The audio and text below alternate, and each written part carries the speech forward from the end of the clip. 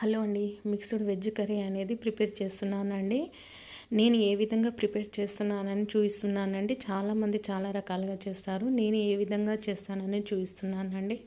దానికోసం కొన్ని కాజుని తీసుకొని అవి వేడి నీళ్ళలో నానబెట్టుకున్నానండి. స్టవ్ ఆన్ చేసుకొని ప్యాన్ పెట్టుకొని 3 టేబుల్ స్పూన్ల ఆయిల్ అయితే వేసేసుకొని చిన్నగా చాప్ చేసుకున్న ఆనియన్స్ని, పచ్చిమిరపకాయలను, అదేవిధంగా కరివేపాకును కూడా వేసుకొని ఫ్రై చేసుకోవాలండి.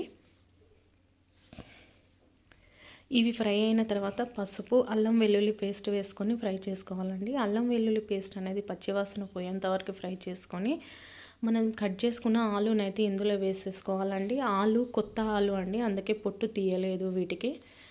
అదేవిధంగా క్యారెట్ అనేది చిన్నగా తురుముకున్నానండి. మా పిల్లలు క్యారెట్ తినరనేసి. తర్వాత కాజుని ఈ విధంగా పేస్ట్ లాగా చేసుకున్నానండి. కాజుని, టమాటాని ప్యూరీ లాగా చేసుకున్నాను. చివర్లో గోబీని అయితే యాడ్ చేసుకున్నానండి. గోబీ త్వరగా మగ్గిపోతుంది కాబట్టి. ఇవన్నీ ఈ విధంగా ఫ్రై చేసుకున్న తర్వాత కర్రీకి తగినంత సాల్ట్ని అయితే వేసేసుకుంటున్నానండి.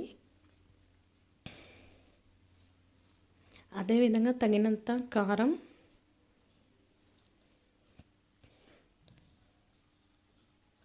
కొంచెం గరం మసాలా, ధనియాల పొడి వేసుకొని ఒక గ్లాస్ మనం పేస్ట్ చేసుకున్న టమాటా ప్యూరీ, కాజు ప్యూరీని కూడా వేసేసుకొని చివర్లో మటర్ వేసుకున్నానండి. పచ్చి బఠానీలు పచ్చి బఠానీలు ఇందులో యాడ్ చేసుకోవాలి. హిందీలో బఠానీలను మటర్ అంటారండి. ఇందులో ఒక గ్లాస్ వాటర్ని యాడ్ చేసుకొని కుక్ చేసుకోవాలండి. చివర్లో కస్తూరి మేతి వేసుకున్నాను. కొంచెం ఉప్పు తక్కువ ఉంటే ఉప్పు వేసుకొని కొత్తిమీరతో దించేసుకున్నానండి. దీని కాంబినేషన్గా బగారా రైస్ అయితే చేస్తున్నానండి. దానికోసం కుక్కర్లో కొంచెం నెయ్యి, కొంచెం ఆయిల్, బిర్యానీ స్పైసెస్, ఆనియన్, పచ్చిమిరపకాయ అండ్ కరివేపాకు వేసుకొని అల్లం వెల్లుల్లి పేస్ట్ ఫ్రై చేసుకొని బగారా రైస్ సింపుల్గా అయితే చేసేసుకుంటున్నానండి.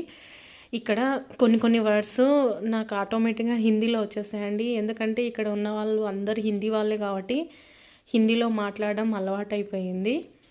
బగారా రైస్ వెజ్ కర్రీతో ఈ కాంబినేషన్ అయితే చాలా బాగుంటుందండి. వెజిటేబుల్స్ అన్నీ వేసాం కాబట్టి దీని టేస్ట్ కూడా చాలా బాగుంటుంది. దీని అయితే సింపుల్గా తయారు చేసుకోవచ్చండి ఇంట్లో. నేనైతే ఈ విధంగా చేశానండి. మీకు నచ్చితే మీరు కూడా ట్రై చేసి చూడండి. టేస్ట్ అయితే చాలా బాగుంది. థ్యాంక్ యూ ఫర్ వాచింగ్ అండి. Thank you.